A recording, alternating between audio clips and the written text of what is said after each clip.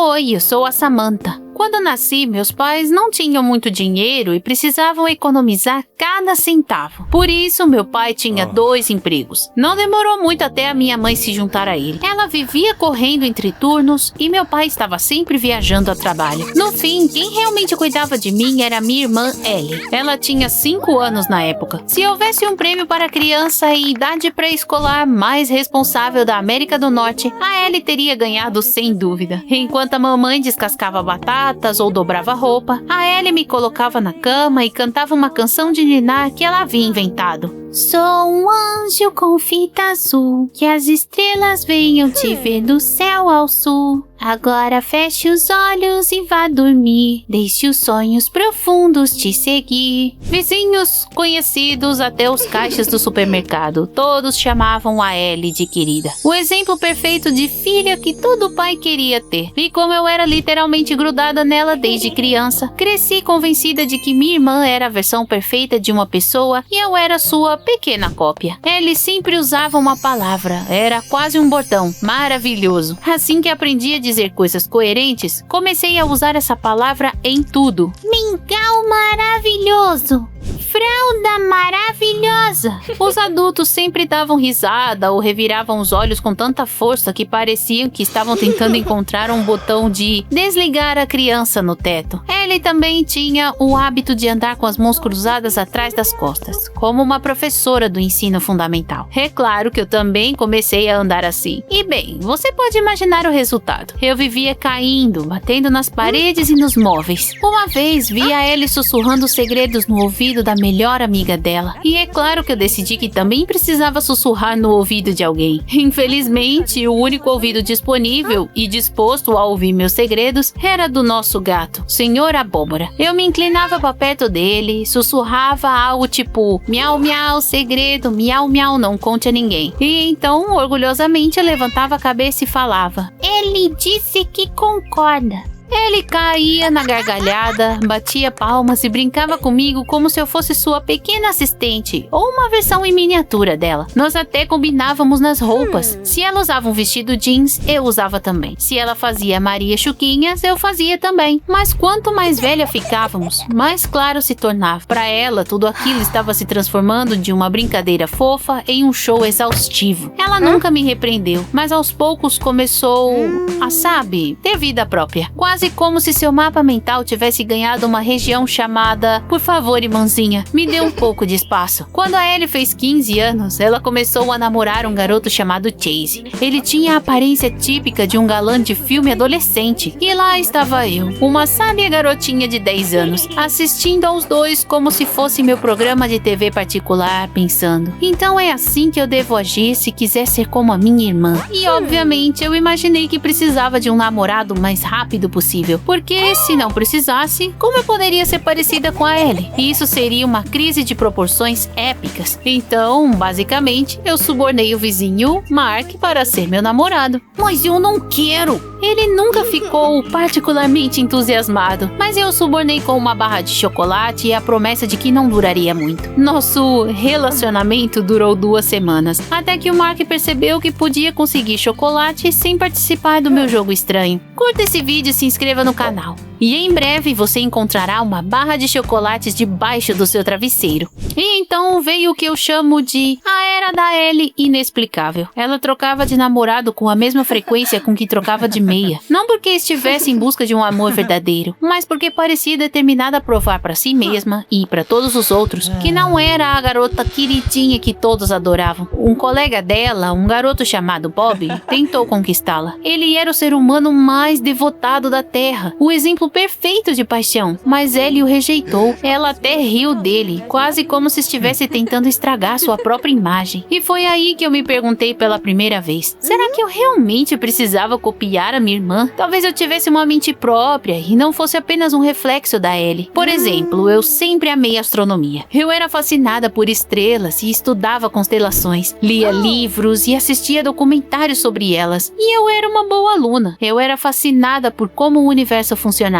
enquanto a Ellie parecia não ter interesse em nada. E, sinceramente, todo o visual da Ellie, as jaquetas de couro, as calças jeans escuras, simplesmente não combinavam comigo. Eu queria usar camisetas caixas coloridas com estampas espaciais. Mas eu tinha passado tanto tempo sendo uma mini Ellie que tinha medo que, se eu mudasse, ela parasse de me dar atenção carinhosa e gentil com a qual eu sempre contei. Eu tinha uma amiga chamada Rachel. Ela era tão encrenqueira que se alguém escrevesse um livro chamado Como Matar Aula, ela estaria na capa, sentada em uma carteira mascando chiclete. E a Rachel admirava muito a minha irmã. Ela é tão legal. Você tem muita sorte de morar na mesma casa que ela. A Rachel realmente acreditava que eu era legal, simplesmente porque eu imitava tudo que a Ellie fazia. Enquanto isso, a vida em casa estava desmoronando. A Ellie abandonou a escola antes de terminar o último ano. Ela brigava com nossos pais sem parar, de dia, de noite, não tinha hora. Ela fugia, desaparecia por um dia, às vezes semanas. Mamãe chorava, papai gritava e eu sempre defendia a Ellie. Bem, talvez ela só esteja cansada. Dá um tempo pra ela. Eu a defendia com unhas e dentes, mesmo quando ela provavelmente não queria que eu a defendesse. E quando fiz 15 anos, comecei a perceber que a Ellie estava escondendo alguma coisa. Ela ficava mandando mensagens pra alguém, saindo de casa sem dizer uma palavra sobre pra onde ia. Ela até começou a carregar uma mochila, apesar de não ir pra escola. E em algum momento eu percebi, eu precisava descobrir o que estava acontecendo. Reunir minha inteligência e ativar o modo Nancy Drew total. A primeira coisa que eu fiz foi começar a seguir a minha irmã. Eu estava convencida de que estava salvando a vida dela ou algo parecido. Ela saía de casa de um jeito estranhamente silencioso e ficava olhando em volta o tempo todo, como se achasse que espiões estivessem a seguindo. Eu me escondia nos arbustos ou fingia que estava passeando com o cachorro. Às vezes, a Ellie encontrava alguns caras que tinham uma expressão de "sou suspeito" estampada no rosto. Ela entregava a eles alguns pacotes pequenos. Eles trocavam algumas palavras rápidas e então desapareciam. Uma vez, eu a vi entrar em um carro. Minha irmã conversou com o motorista por apenas 1 minuto, depois saiu e bateu a porta como se o carro tivesse queimado seus dedos. E sim, ela tinha uma mochila estranha. No momento em que cheguei perto o suficiente para tocá-la, a Ellie surtou como um alarme de incêndio. Não toca nisso! Para piorar a situação, ela vivia falando ao telefone em voz baixa, como se estivesse prestes a revelar todos os segredos do universo. E no momento em que eu aparecia na porta, ela mudava de assunto. Eu estava completamente perdida. Parecia que minha irmã tinha se metido em uma grande encrenca. E então, um dia, quando eu estava de olho nela, tudo desmoronou. Eu a estava seguindo a algumas casas de distância, tentando parecer o mais natural possível. E é claro que foi exatamente nesse momento que a Rachel apareceu. Oi! Ah, sua irmã também tá aqui. Quero dizer, oi!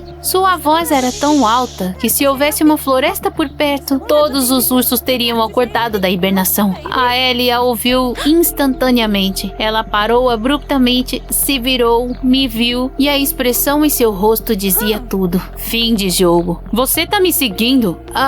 Não, só dando uma volta. Me deixe em paz. Eu tô cansada de você. Você está sempre me incomodando, me copiando, tentando ser eu. As palavras dela me atingiram muito mais forte do que qualquer grito dos nossos pais. E ali mesmo, na rua, com os carros zumbindo e as pessoas passando apressada por nós, eu percebi pela primeira vez. Minha irmã não era mais alguém que eu admirava. Voltei para casa quase anestesiada. Passei a noite toda deitada no meu quarto, olhando pro teto e pensando, e se eu nunca tiver sido realmente eu mesma? A ideia me assustou, mas de alguma forma também pareceu libertadora. No dia seguinte, abri meu guarda-roupa e, pela primeira vez em anos, escolhi algo que não era estilo Ellie. Vesti uma camiseta colorida com pequenos planetas estampados e um jeans que eu sempre gostei, mas que a Ellie achava infantil demais. E de repente, senti que conseguia respirar melhor, como se o ar estivesse mais fresco. Comecei a fazer as coisas que eu realmente amava. Astronomia, estudar, pequenos projetos. Quando você finalmente começa a ser você mesma, é como se o mundo parecesse diferente. As cores saltam aos olhos, as pessoas parecem mais interessantes e você se sente muito mais confiante. E sabe qual foi a parte mais louca? As pessoas notaram. As meninas da minha turma de repente disseram que eu estava diferente, como se houvesse algo legal e incomum em mim. Elas queriam ser minhas amigas, me conhecer não como a irmã da Ellie, mas como eu mesma. Já a Rachel, naturalmente ela agiu como se fosse o fim do mundo. Você traiu sua irmã. Você me traiu. Tanto faz, eu não preciso ser o clone de ninguém.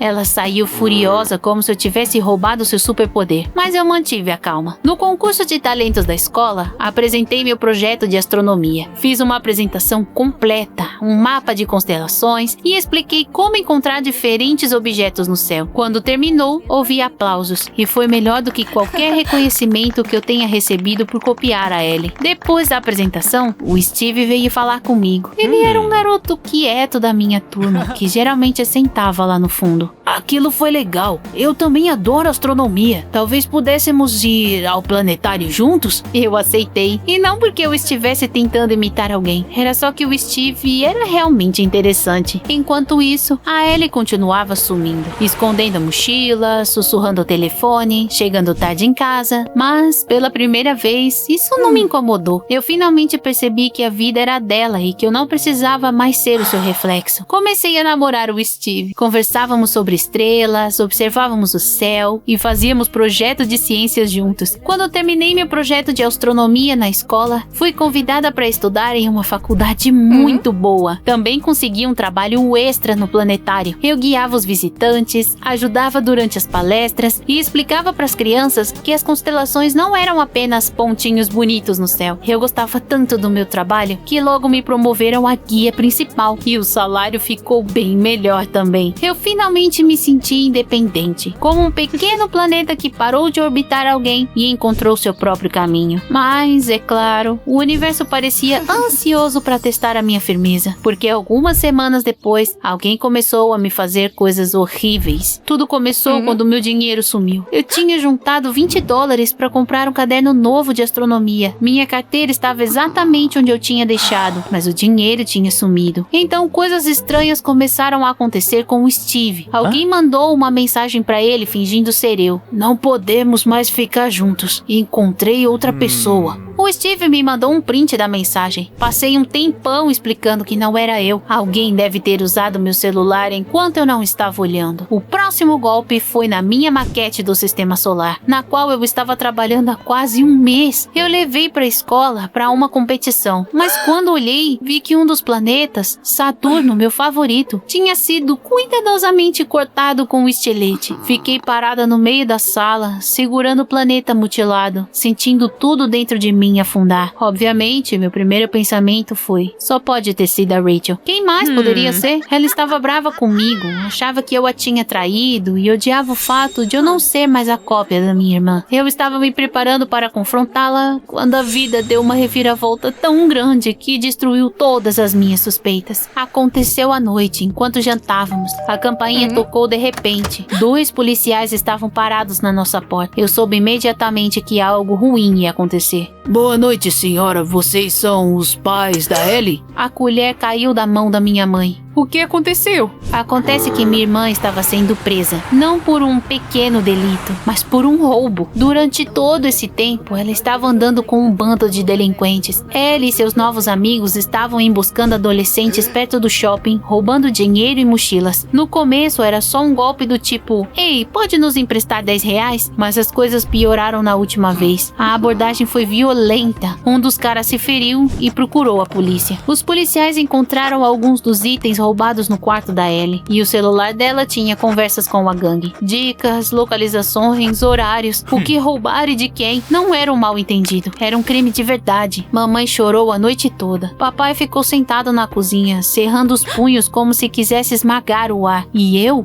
nem sabia o que sentir. O julgamento foi rápido. Ellie foi condenada a 1 ano em um reformatório. Nossos pais até tentaram fazer algo, mas as provas eram esmagadoras. E aqui está a parte mais estranha. No momento em que ela saiu de casa, tudo parou. Nada de dinheiro sumindo, nada de mensagens falsas, nada de projetos arruinados, ninguém mexendo nas minhas coisas. E então me atingiu com tanta força que eu mal conseguia respirar. Era ela, minha própria irmã, aquela que eu seguia como um cachorro desde bebê, aquela cujo bordão maravilhoso eu repetia até as pessoas implorarem para eu calar a boca, aquela que eu sempre defendi. Rachel veio falar comigo na escola. Então, tudo aquilo sobre a sua irmã é verdade? Eu contei tudo pra ela, cada detalhe, cada fato que eu já tinha repassado 1000 vezes na minha cabeça. Eu achava que ser irmã da Ellie era legal, mas isso não é nada legal. Desculpe por ter sido tão dura. Tá tudo bem, só tente ser você mesma. Sério, isso é melhor do que qualquer outra coisa no mundo. E foi assim que o ano passou. Lento, cheio de acontecimentos e surpreendentemente calmo. Eu estudei, trabalhei, namorei o Steve e continuei expandindo meu projeto do planetário. Pela primeira vez, a vida pareceu estável e previsível. Então a Ellie voltou. Ela saiu do reformatório diferente, mais quieta, mais madura, como se algo dentro dela tivesse se quebrado e sido reconstruído. Ela pediu desculpas primeiro aos nossos pais, depois a mim. Disse que estava fingindo ser adulta, que achava que ser uma garota má era legal, mas na realidade isso só destruiu tudo de bom que havia em seu caminho. Mas eu não consegui perdoá-la imediatamente. O ressentimento estava tão fundo que parecia ter se entrelaçado em todas as minhas lembranças. Alguns meses se passaram e de repente notei algo. Minha irmã tinha começado a me copiar. Sei que parece estranho, mas ela estava mesmo agindo exatamente como eu. Ela voltou para a escola para terminar o último ano. Arranjou um emprego de meio período. Seu estilo ficou mais discreto, mais relaxado, bem parecido com o meu. Até a voz dela mudou, ficou mais calma, mais pensativa. E ela começou a namorar o Bob. Sim, o mesmo Bob de que ela costumava zombar. Uma noite, quando estava me preparando para dormir, a Ellie entrou no meu quarto. Você é tão incrível, sabia? Eu quero ser como você. Olhei para ela, vi culpa e algo muito humano em seus olhos. E de repente, pela primeira vez em muito tempo, senti que podia me libertar do ressentimento. Você não precisa. Apenas seja você mesmo. Nos abraçamos e ficamos assim por um longo tempo. Eu podia sentir as lágrimas rolando pelo rosto da minha irmã. Ela estava genuinamente feliz. E agora era eu quem cantava uma canção de ninar para ela, assim como ela costumava cantar para mim, para que a Ellie pudesse adormecer em paz. Assim, finalmente, poderíamos ter aquela paz suave e maravilhosa que ambas sentíamos falta. E sabe do quê? Eu percebi uma coisa. Copiar alguém pode ajudar ao longo do caminho, mas a verdadeira vida adulta começa quando você tem coragem de ser você mesmo.